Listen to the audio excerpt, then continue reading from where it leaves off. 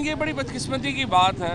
एक गैर ज़रूरी एडवेंचर हमारी इस्टेब्लिशमेंट का, उसके नतीजे में पाकिस्तान एक बहुत बड़े सियासी बहरान का शिकार है। देखिए, जरदारी साहब की सियासत जो है वो पंजाब में तो वैसे ही उनको नफ़रत की नज़र से देखा जाता है, पूरे पाकिस्तान में उनको नफ़रत की नज़र से देखा जा सकता है।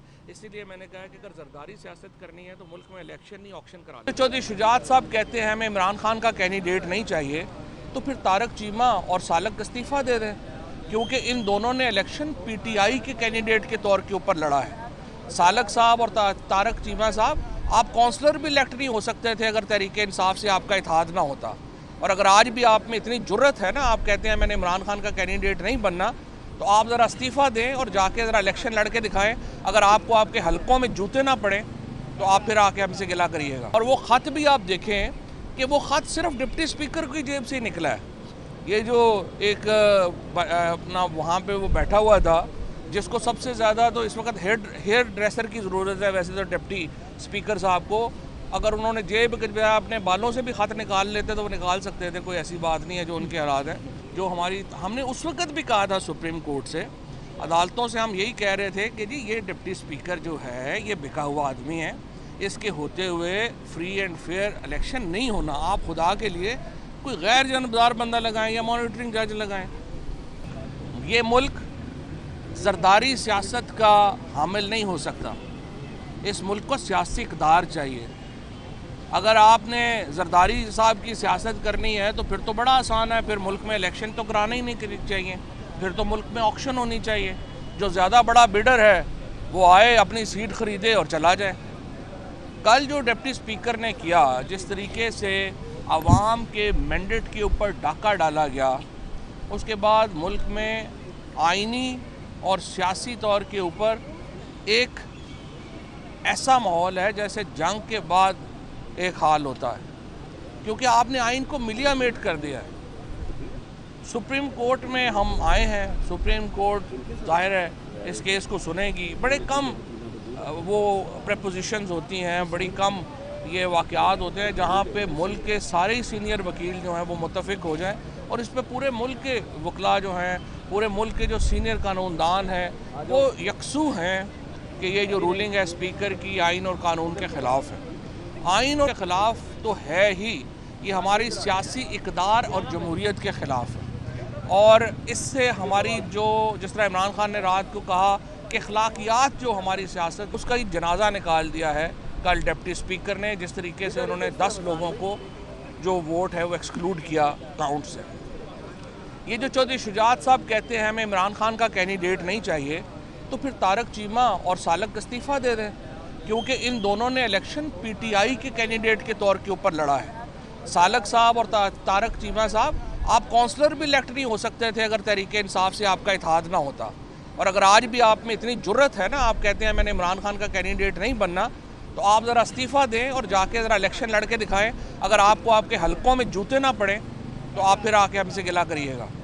ये जो सारे लोटे इकट्ठे हो गए हैं और इस वक्त ये जो तारक चीमा और सालक जो शुजात साहब को रात को एक हॉस्टल बना के, एक आदमी जो बीमार है, शुजात साहब का ज़ाहिर है इस वक्त उनको जो है वो पार्किंसन है, बीमार हैं, हमने बड़े तवील अरसे से उनकी फ़ैसला करने की सलाहियत का सबको पता है कि बड़ी महदूद है।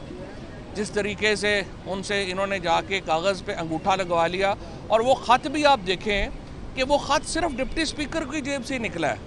ये जो एक अपना वहाँ पे वो बैठा हुआ था, जिसको सबसे ज़्यादा तो इस वक्त हेयर ड्रेसर की ज़रूरत है, वैसे तो डिप्टी स्पीकर साहब को अगर उन्होंने जेब अपने बालों से भी ख़त निकाल लेते तो वो निकाल सकते थे, कोई ऐसी बात नहीं है। जो उनके हालात हैं, उन्होंने वो ख़त उठा के पढ़ना शुरू किया है। और ये जो खुद लोटा है जो डिप्टी स्पीकर, और इसको भी हम नोटिस दे रहे हैं आर्टिकल 63A का। और मैं समझता हूँ आज सुप्रीम कोर्ट को इसको कंटेम्प्ट में तलब करना चाहिए। जो हमने उस वक्त भी कहा था सुप्रीम कोर्ट से, अदालतों से हम यही कह रहे थे कि जी ये डिप्टी स्पीकर जो है ये बिका हुआ आदमी है, इसके होते हुए फ्री एंड फेयर इलेक्शन नहीं होना। आप खुदा के लिए कोई गैर जानबदार बंदा लगाएं या मॉनिटरिंग जज लगाएं।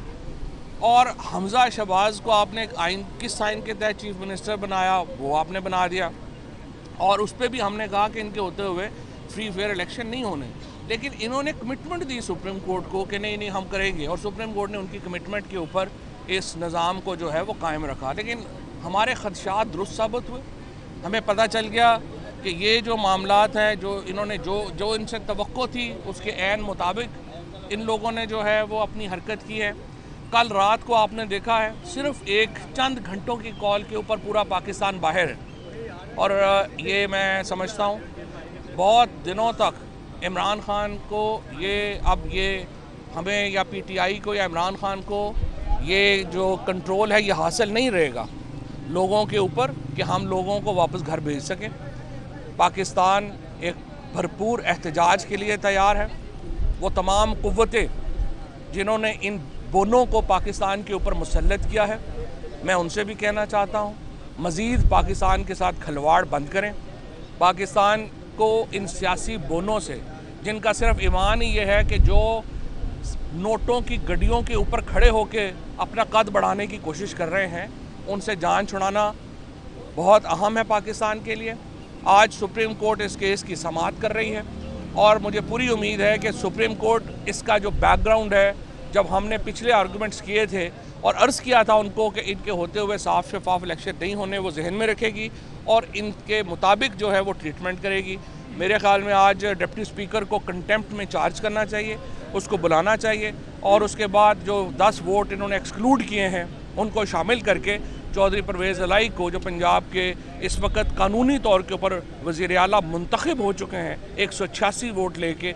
और फिर मैं यहाँ पे इलेक्शन कमीशन का भी बताऊँ आपको, सुबह ये कहते हैं ना रात को 12 बजे अदालतें, क्या उसको तो छोड़ ही दें, सुबह 2:50 के ऊपर इन्होंने राजा सगीर का नोटिफिकेशन निकाला इलेक्शन कमीशन ने, जो कि मरी से जो उम्मीदवार है, सुबह 2:45 पे, उसके 2:50 पे। उसके बाद इन्होंने जो इशफाक, जो काशिफ महमूद जो बावन नगर से डिसक्वालीफाई हो चुका है, उसकी अपील डिसमिस हो चुकी है, उसको डी नोटिफाई अब तक नहीं किया, ताकि वहाँ पे नून लीग को 2 वोटों का एडवांटेज जो है वो इस तरह से दिया गया। और तीसरा हमारा जो यासिर जतोई जो मुजफ्फरगढ़ से, उसका भी रिकाउंट जो है वो नहीं किया। अगर वो 3 वोट भी शामिल कर लें तो ये तो वैसे भी अब इसको मिला के भी जो है वो ये अक्सरियत में नहीं है। और फिर जिस तरीके से आपने देखा जल्दी में हलफ, पहले रात को 11-12 बजे हलफ ले रहे थे, फिर उस वक़्त जो है वो मेरा ख्याल है उन्होंने उनको कहा कि सुबह कर लें। ये सारी रात सोए नहीं हैं। इनका हालत ये इन बोनों की। हमजा शहबाज जो है वो इचकन पहन के सुबह दोबारा जो है वो 7 बजे हलफ लेने चला गया है। इस तरह से हलफ नहीं होते। आप अवाम के मुंतखब हुकूमत नहीं हैं, अवाम के मैंडेट के ऊपर डाका मत डालें। पाकिस्तान के अवाम को ये हक़ वापस दिया जाए कि वो अपनी मर्ज़ी की हुकूमत बनाए, इसके अलावा मुल्क में और कोई चारा नहीं। शुक्रिया। एक सवाल का जवाब दे दें कि ये तो आपकी पहला प्लान है ना कि सुप्रीम कोर्ट से आपको इंसाफ मिल जाए।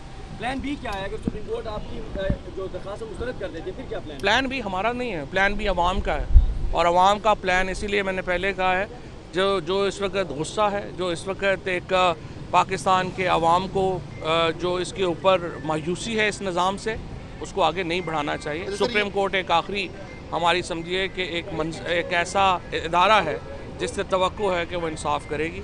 इंसाफ नहीं होगा तो जाहिर है फिर लोग अपना रास्ता लेंगे। जैसे गुज़िश्ता 2-3 महीने से पाकिस्तान का सबसे बड़ा सूबा सियासी अदम इस्तेकाम का शिकार है। पूरा पाकिस्तानी सियासी अदम आपको नहीं लगता कि पीटीआई को बड़ापन दिखाना चाहिए और अपोजिशन बैठ के अगले इलेक्शन की तैयारी करनी चाहिए जैसे आप कहते हैं? देखिए, पहली बात तो यह है कि पूरा मुल्क सियासी अदम इस्तेकाम का शिकार है। हमें बड़ा दिल ये दिखाना है कि इलेक्शन अनाउंस करें। और ये हमने तो पहले ही कहा, इमरान खान ये तो नहीं कह रहे हमें वापस इक़्तिदार में रिस्टोर करें।